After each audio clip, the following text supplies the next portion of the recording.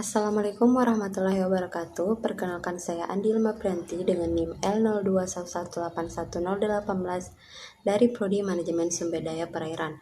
Nah, di sini saya akan menjelaskan seputar tentang genetika populasi. Genetika merupakan cabang biologi yang berhubungan dengan pewarisan sifat dan ekspresi sifat-sifat menurun. Sedangkan genetika populasi merupakan cabang genetika yang membahas transmisi bahan genetik pada ranah populasi. Selanjutnya, kita masuk pada bagian ruang lingkup dari genetika.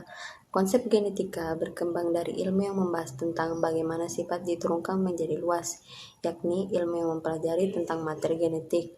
Secara luas, genetika membahas mengenai struktur materi genetik. Nah, struktur materi genetik ini meliputi gen, kromosom, DNA, RNA, plasmid, episom, dan elemen transposable.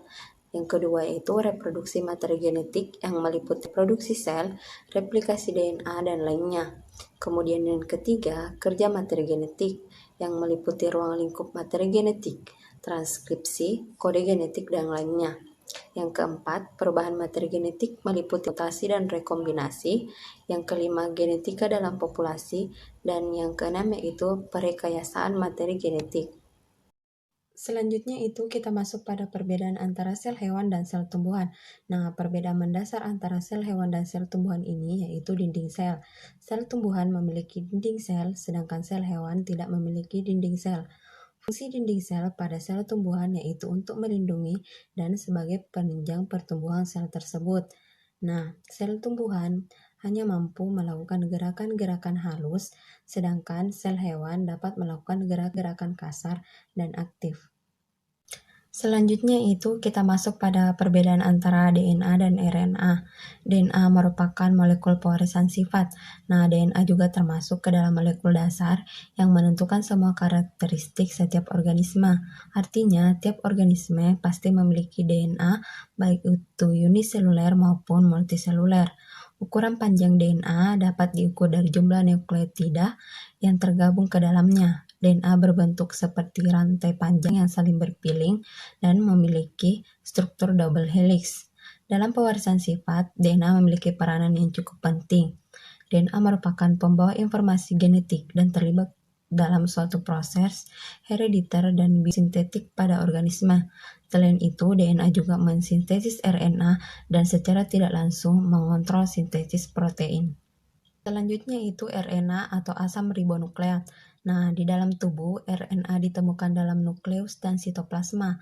Pada RNA, ribosa berperan sebagai gula pentosa, sementara urasi berperan sebagai pengganti timin.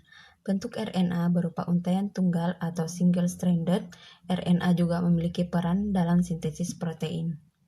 Selanjutnya itu pengertian dari ekspresi gen. Nah, ekspresi gen merupakan proses penentuan sifat dari suatu organisme oleh gen. Suatu sifat yang dipunyai oleh suatu organisme merupakan hasil proses metabolisme yang terjadi di dalam sel. Nah, proses metabolisme dapat berlangsung karena adanya enzim yang berfungsi sebagai katalisator proses-proses biokimia. Kemudian tahapan dari ekspresi gen. Nah, ekspresi gen ini terdiri dari dua tahap, yaitu transkripsi dan translasi. Transkripsi atau DNA ke RNA berlangsung di nukleus, sedangkan translasi RNA ke protein berlangsung di sitoplasma dan retikulum endoplasma kasar. Transkripsi merupakan tahapan pembentukan atau sintesis mRNA atau messenger RNA dari DNA template, sedangkan translasi merupakan proses pembacaan kodon dan menggabungkan asam amino melalui ikatan peptida. mRNA dibaca pada ribosom, tRNA membawa asam amino ke ribosom, dan asam amino dikombinasi untuk membentuk protein. Selanjutnya itu tahapan dari transkripsi. Nah, transkripsi ini terdiri dari 3 tahapan, yaitu inisiasi, elongasi, dan terminasi. Inisiasi terletak pada ujung 5 gen, pengikatan RNA polimerase pada promotor, dan pemutusan molekul DNA. Kemudian elongasi yaitu penambahan nukleotida pada ujung 3 rantai, pemanjangan atau growing chain. Kemudian basa dipasangkan secara komplemen dan sumber energi dari substrat NTP. Kemudian, terminasi yaitu terletak pada ujung 3 gen.